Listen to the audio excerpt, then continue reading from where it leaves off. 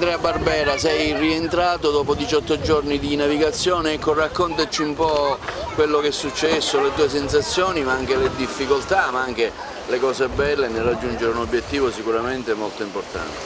Sì, è stata una bella avventura, una bella sfida sportiva e anche umanitaria, perché comunque umana, perché comunque ho preso una rete di contatti in tutta la Sicilia con tantissimi circoli nautici, le sezioni delle leghe navali, ho conosciuto tantissime persone che mi hanno aiutato, mi hanno ospitato, mi hanno offerto accoglienza, mi hanno aperto le porte appunto delle loro case. La sfida sportiva è stata molto impegnativa, in solitario navigare in solitario è una cosa abbastanza inusuale che impegna tantissimo.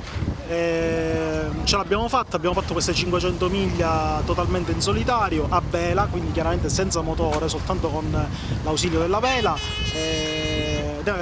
Io la considero una sorta di sfida di altri tempi, un po' come navigavano i nostri pescatori quando uscivano dai porti, si usava soltanto la vela, non c'erano i motori. È stato un po' come ritornare alle origini, sensazioni più pure, il vento, la natura, i delfini, i capodogli, è stato veramente emozionante. Ecco, il momento più difficoltoso della traversata? Sicuramente il passaggio dello Stretto di Messina, che con un'imbarcazione così piccola, passare in mezzo alle navi portacontainer con traghetti che ti passano accanto e soprattutto senza la possibilità di mettere motore e quindi togliersi magari dalla rotta di una grande nave, è stato abbastanza impegnativo.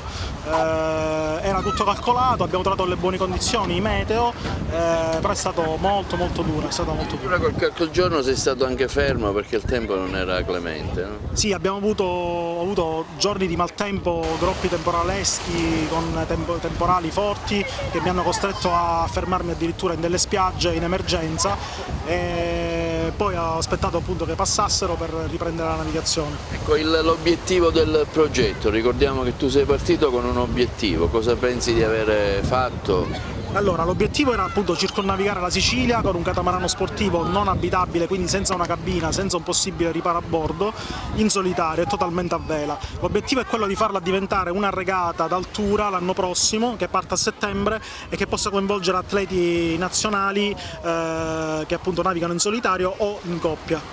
Pensi che sarà possibile questo? Sì, già abbiamo avuto l'interesse di tantissimi club nautici che vogliono partecipare, adesso da quest'inverno ci metteremo subito con il Club Nautico Punta Piccola a lavorare sull'organizzazione. In totale sono 27 giorni che io navigo, che sono fuori Agrigento, fuori San Leone.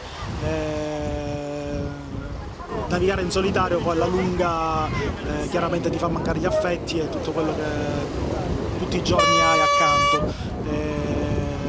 Anche quella è una sfida, stare lontano dalla propria casa, stare lontano dalla propria famiglia per poi fare il ritorno. È stato un momento che pensavi di non farcela, di mollare tutto? Sinceramente no, però ci sono stati comunque dei momenti molto difficili, navigazione notturna, condizioni meteo improvvise, dure e quindi ci hanno messo alla prova sicuramente, però qualsiasi sfida va affrontata e alla fine siamo riusciti a ottenere un ottimo risultato. Siamo con la moglie, signora e figlia, qualcosa a dire, si aspettava com'è stata l'assenza, la mancanza, insomma un po' preoccupata? Beh, tutti mi hanno fatto questa domanda, devo dire. Io in realtà ero molto tranquilla perché ho piena fiducia di Andrea, soprattutto in mare. L'unico momento, diciamo, di tensione è stato lo Stretto di Messina per me, poi per il resto sono stata sempre molto tranquilla. È stata vicino particolarmente in questi giorni che è mancata? Sempre, sempre. Sì. Facciamo i complimenti ad Andrea Barbera per l'epica impresa. Il Club Nautico nuovamente ti ringrazia a nome del Presidente e di tutto il Consiglio direttivo. Chiamo qui con me Antonella Attanasio, che è il Presidente provinciale del CONI, per omaggiarti di questa coppa. Prego Antonella.